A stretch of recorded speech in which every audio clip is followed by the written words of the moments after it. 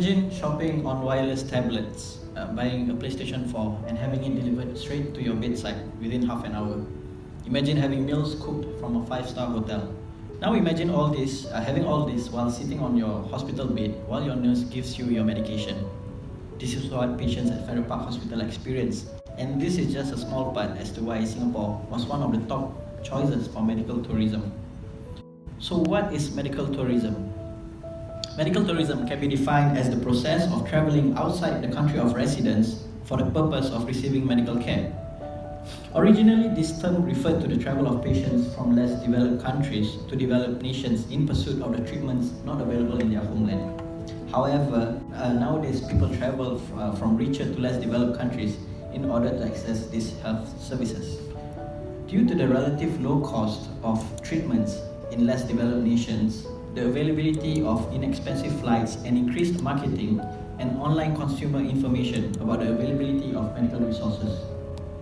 International patients come to Singapore each year for a whole range of medical care, from health screenings to high-end surgical procedures in specialties such as cardiology, neurology, oncology, ophthalmology, organ transplants, orthopedics and pediatrics.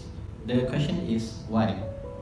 With its well-developed infrastructure and robust medical ecosystem, well-respected and professionally trained doctors, and internationally accredited hospitals and specialty centers, Singapore attracts travelers who want to receive the best available medical treatment that they may not receive in their own country.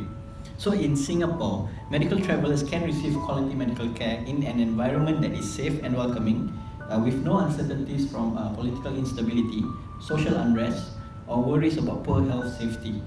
This is on top of an efficient transportation system, wide range of accommodation options, and a wide variety of leisure offerings to enhance the experience in Singapore.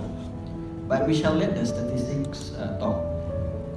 In 2014, out of 51 countries, Singapore ranked the best in Bloomberg's second annual ranking of countries with the most efficient healthcare. The rankings evaluates healthcare costs as a share of GDP and per capita, as well as life expectancy and improvements from the previous year.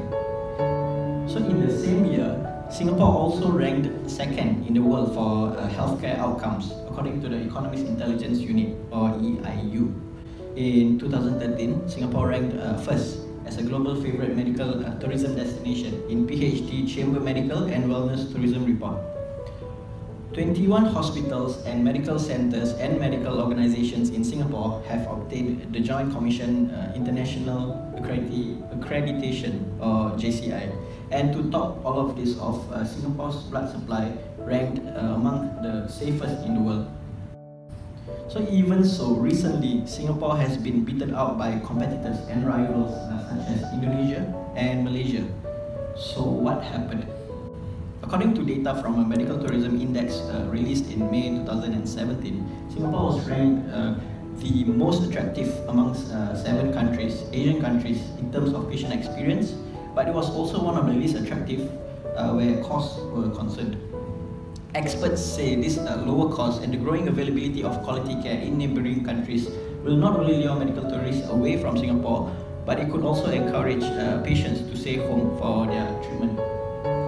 For example, a relatively low total hip replacement operation at a private hospital here would set a patient back by around $14,000.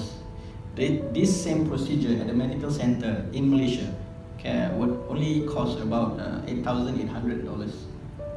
Additionally, the Singapore currency is strong compared to other regional currencies, making it more expensive and less attractive for medical tourists.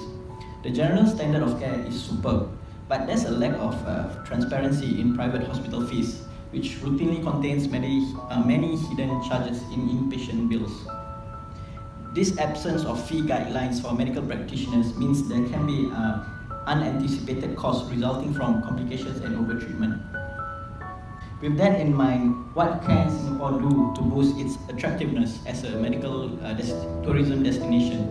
Perhaps we can include more benefits that can help to reduce certain costs, which is a major concern for foreigners seeking medical treatment in this country. One option would be to make the traveller's money worth its buck. With rising costs, more incentives can be offered. One example from the top of my head would be to have the nation's tourism board collaborate with its healthcare counterpart to offer attractive packages, much like a travel tour package. Nonetheless, patients are paying for holistic care here, so where their physical and emotional well-being are taken care of during their stay. So this, in my opinion, is one of the reasons why Singapore is still one step ahead of its competitors in the medical tourism industry. So with that, I end my speech. Thank you very much.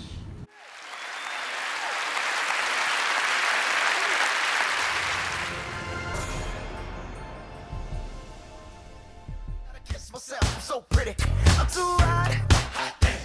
Call the police and the fireman, I'm too hot. Make a dragon wanna retire, man, I'm too hot. Say my name, you know who I am, I'm too hot. And my band bought that money, break it down. Girls hit you, hallelujah. Girls hit you, hallelujah.